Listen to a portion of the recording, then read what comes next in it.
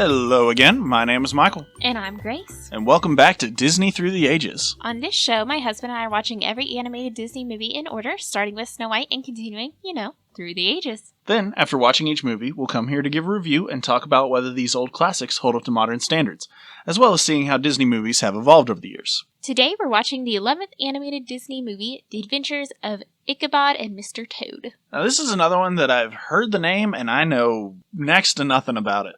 So, I've seen this one once, but I didn't get to fully enjoy it when I watched it because I was babysitting, and so the kids got distracted, so then I was like, but I want to see the movie, but they're like, we're gonna do this instead, and I'm like, okay.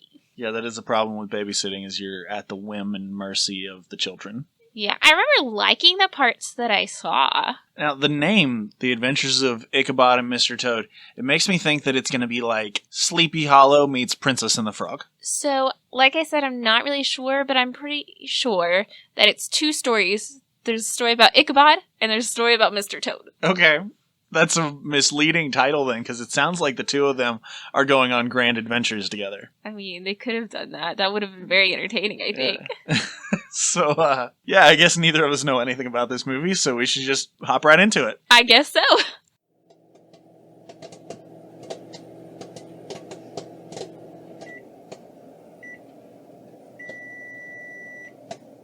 I gotta be honest, that was actually pretty enjoyable. It was. I really enjoyed it. I actually had kind of high expectations coming in because I knew a little bit about both of them, having seen bits and pieces. So I was excited, and my expectations were met. Yeah, so we started out with the story of Mr. Toad, which, not gonna lie, kind of bothers me that it's The Adventures of Ichabod and Mr. Toad, but then the stories are Mr. Toad and then Ichabod. Like, they put the name out of order. It just irks me. Yeah, that bothered me too. It's like, you could have just named it differently. Yeah. Seriously, Disney, you have complete control over the name of the movie that you're making.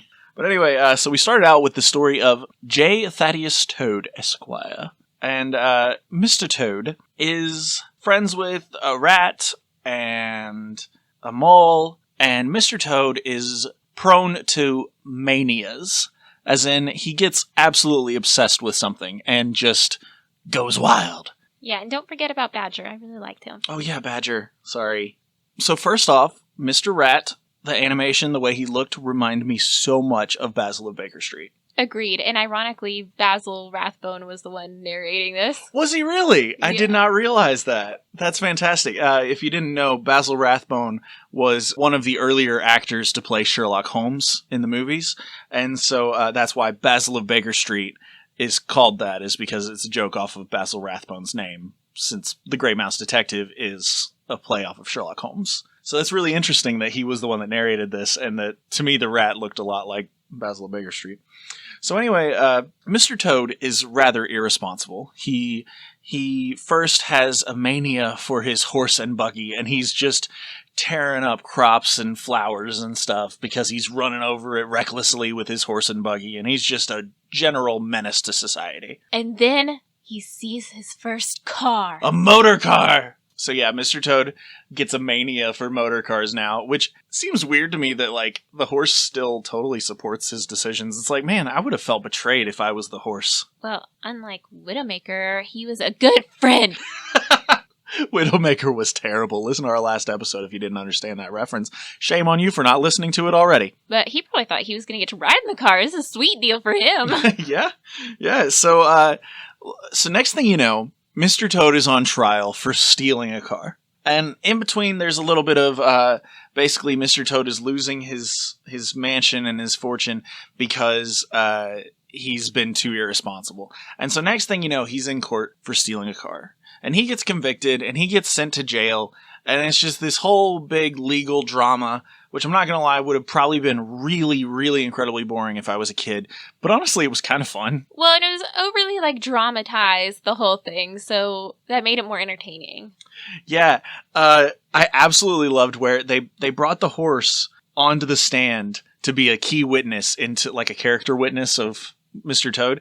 And they ask him how Mr. Toad got the car, and the horse says, "The honest way." And the lawyer says, "And what is the honest way?" And the horse says, "I thought you'd not know that." It was so It good. was such a good lawyer joke. Which, if there's any lawyers listening, I'm sorry, but it's hilarious to make jokes at your profession's expense. There, I said it. So anyway, yeah, like I said, all this law stuff would probably have been really boring as a kid, but it was actually really enjoyable as an adult, especially seeing like how ridiculous it was. So that's the person that watches every episode of like Legal Eagle. So I'm such a nerd. All right, like Legal Eagle on YouTube is fantastic. Go check them out if you haven't. But anyway. So poor Toad goes to jail. He didn't do a very good job representing himself, apparently, because the guy who owned the bar that so basically Mr. Toad claims that he went to this bar and saw the motor car out front, and he went inside to see if the people would sell it to him because money's no object. He had to have this motor car. And while he's in there, come to find out that the people that sold it to him, the weasels, well, they were weasels, like in the metaphorical sense and in the literal sense, literal weasels, they had stolen the car, and then they sold it to Mr. Toad. So he was like kind of framed. But then he calls the bar owner as a character witness, and the bar owner says, "Mr. Toad tried to sell me his stolen car." And that was what did it. That was how he got convicted, and he's sent to jail. And then Cyril, the horse, being the good friend he is, breaks Toad out of jail. He does. The horse comes in, Cyril comes in dressed up like Toad's grandma to visit him. And he brings him a little disguise. And so they break out of jail, and Mr. Toad ends up coming to Mr. Rat's house. And Mr. Mole is there also. And he talks to him and tells him that he was framed, and that what actually happened was he had traded the deed for Toad Manor to the Weasels, not knowing that the car was stolen. And then right about then, Mr. Badger shows up and says, "Hey, I was just at Toad Manor, and all the lights were on, and people were partying inside, and I looked in, and the weasels were in there. And so now they're taking over Toad Manor." And so basically, long story short, Mr. Toad and his friends have to break into Toad Manor to steal the deed back from the bar owner, who had been the ringleader of the weasels this whole time, and he had lied in court. That was a really thrilling scene, trying to watch them get the deed back. It was very exciting. Yeah, they were like swinging from chandeliers, and there were knives flying and all kinds of craziness going on. It was wild. It was like in the Angelina Jolie Tomb Raider movie when the bad guys break into her house and she's fighting them all. That's what it reminded me of. But right about then is when I really noticed that I absolutely loved the animation in this movie. It was really well done. Agreed. I really enjoyed it. But yeah, and then he gets exonerated, and then he goes on just living his life the same way. And at the end, you see him in a plane with Cyril. See? He knew. He's like, I don't have to work anymore. This is great. Yes, let's go on and do the next mania. Yeah, they were having a toast to the new Mr. Toad, out with the manias, and then he shows up in a biplane. Like, he's on to his next mania, but at least it looks like he's being more responsible about it. You can't really get into wrecks in the middle of the sky very easily at that time anyway. What, he knocked over things, remember? Oh, did he? Yeah. I wasn't paying attention to that part, my bad. Oh, okay. So moral of the story here is never learn. Be yourself and just keep being yourself, even if you go to jail for it. It's a terrible moral. I know, right? So the next one, I was really proud of myself when it started because I was like, hey, that's Bing Crosby. And Grace is like, hey, you're right, it is Bing Crosby. And I was like, ha! You know him from White Christmas and Holiday Inn. But I was very proud of myself for recognizing his voice that quickly. Yeah, quick note to say, I really like the framing device that they used in this one. Because a lot of times it's really, awkward. But this one was really smooth it was in a library and you had the one narrator saying, well, this is the best literary character ever. And then you have the next narrator saying, this is the best literary character ever. Oh, yeah, because Basil Rathbone was saying, you might think that Pecos Bill and all these people are the best American literary characters, but really Mr. Toad is. And then Bing Crosby comes in and is like, hey, Mr. Toad's cool and all, but really, my boy Ichabod Crane, he knows where it's at. Yeah, overall, Ichabod Crane's a very simple story. Ichabod comes into town, he's the schoolmaster, he's kind of a ladies' man, because he's different than the other men in town, because instead of being all, like, big and burly, he's, kind and sweet and knowledgeable. Cultured is the word I'm looking for. What a nerd. So Ichabod falls for, what was her name? Katrina. Ichabod falls for this lady, Katrina, and so he's trying to woo her. All at the same time, this townsman named Brom is used to being the head honcho and the boy that all the ladies fawn over. He's basically... Gaston? He's basically Gaston. So... It's literally the story of The Legend of Sleepy Hollow. Like, there was no Disney-fication here except for the animation. Like, it straight up is the story of The Legend of Sleepy Hollow, where, if you know how the story goes, Ichabod Crane is a schoolmaster, comes to town, and there's a dance, and it's on Halloween night, and he's, getting real close to this lady love that he's wooing, and...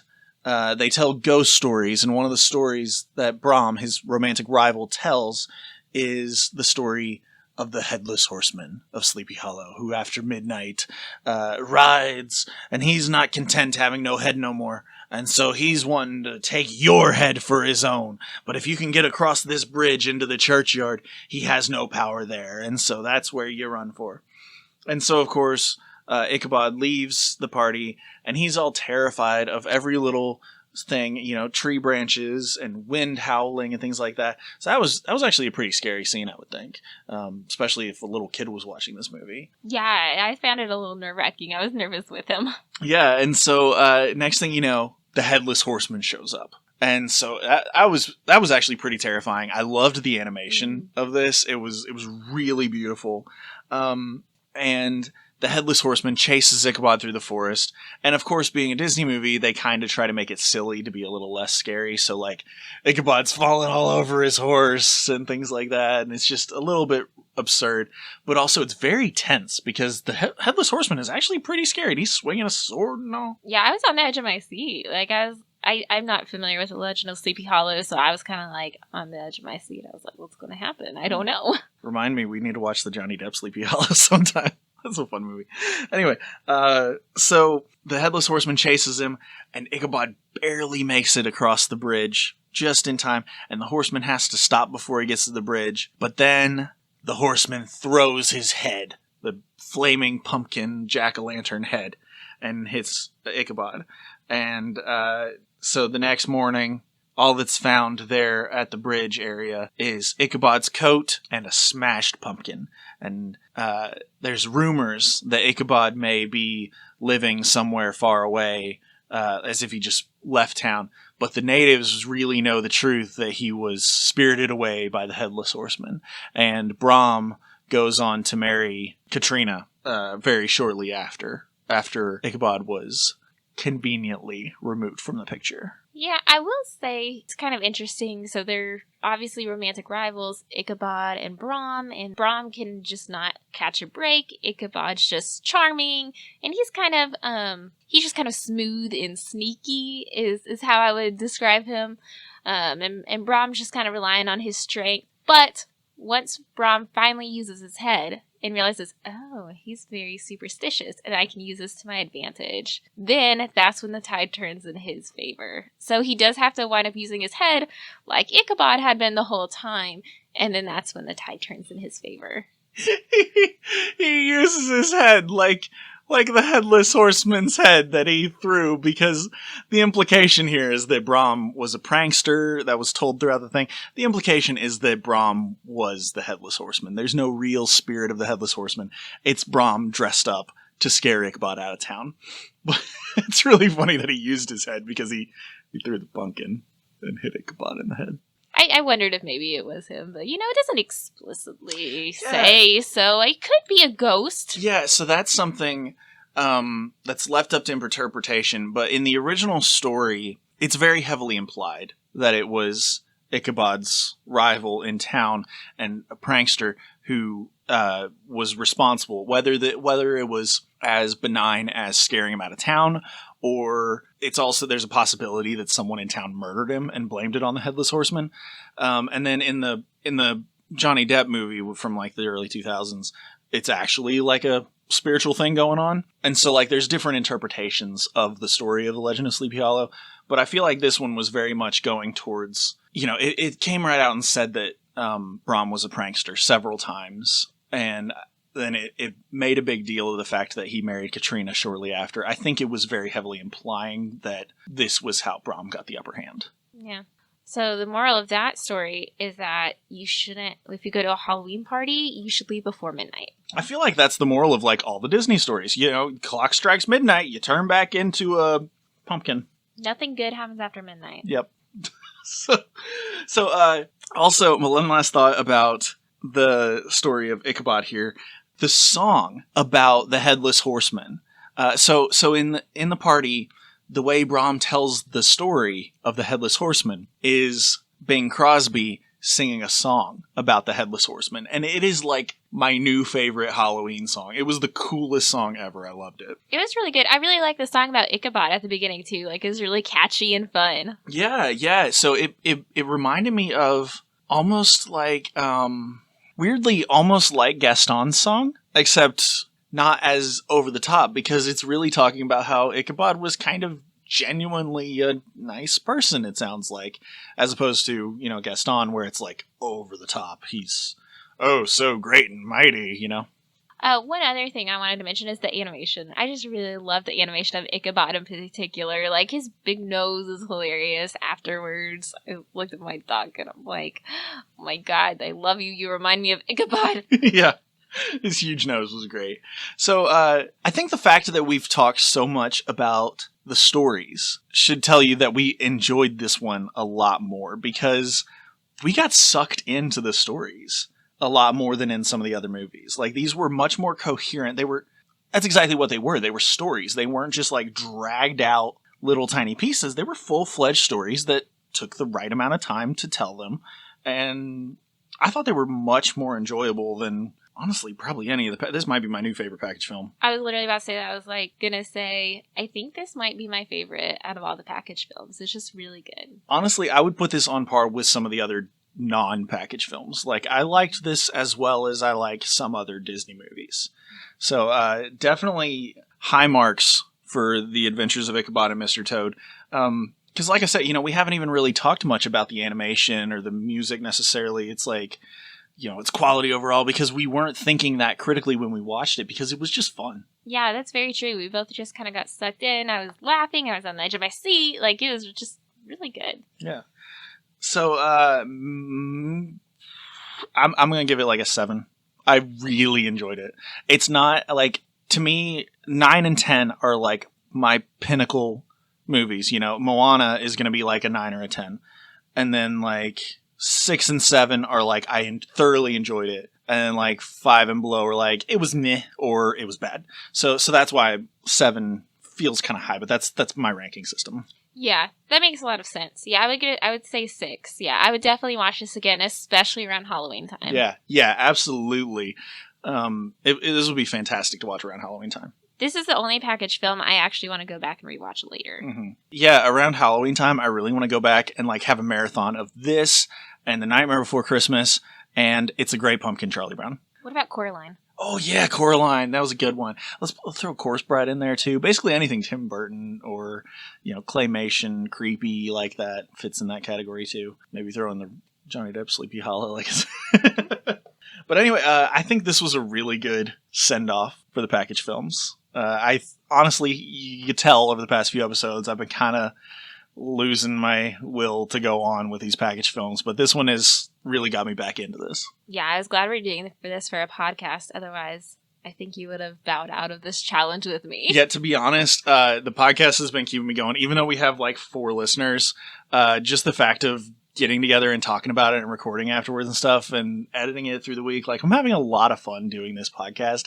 And so I'm glad to get past the dregs of the Walt Disney catalog onto Cinderella next week. I know, I'm super excited. I can't wait. I'm probably going to give it a 10 just because it's not a package film. Recency bias will be very strong with that one. Woo! Recency bias!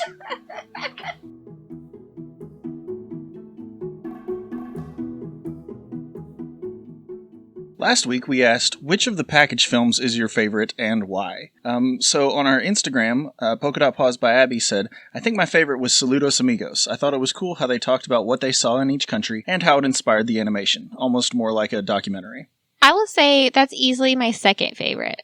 Yeah, for me, The Adventures of Ichabod and Mr. Toad was easily far and away my favorite. To me, it was on par with other Disney movies, not package films. Agreed. Until I watched that one, Saludos Amigos was definitely my number one. So that one just bumped it down because I really enjoyed it. And it's one that I would really actually want to watch again. So it's kind of easy to judge how that's my favorite. Yeah, and we will post our individual rankings of the package films now that we're through all of them. We'll put that up on our Instagram later this week. Yeah, but my top three are definitely The Adventures of Ichabod and Mr. Toad, Saludos Amigos, and then Melody Time. That's probably mine. I'm not sure about number 3. I need to look back at all the list of the different movies and some of my notes to remember what I thought of each one at the time, you know? That makes sense. So for our question this week is, what's your favorite Halloween movie? We said during our review of Ichabod and Mr. Toad that we'd love to watch it again around Halloween time. So what is your favorite Halloween movie? Yeah, and that can be a Disney movie or not. Have fun with it. Like, if Nightmare Before Christmas is your favorite, fantastic. If The Purge is your favorite, great. Let us know. To let us know your favorite Halloween movie, get in touch with us on Twitter or Instagram at Disney Ages, or you can always send us an email, disneyagespodcast@gmail.com. And all of that information for our social medias and our email is in the show notes. And also the music for our show is made by Kevin MacLeod, and you can find links to the Creative Commons licensing and all of his music in the show notes as well. That's all we have for you this week. So tune in next week to hear us review Cinderella. We're finally done with the package films. Woo! Woo-woo. Until next time. See ya!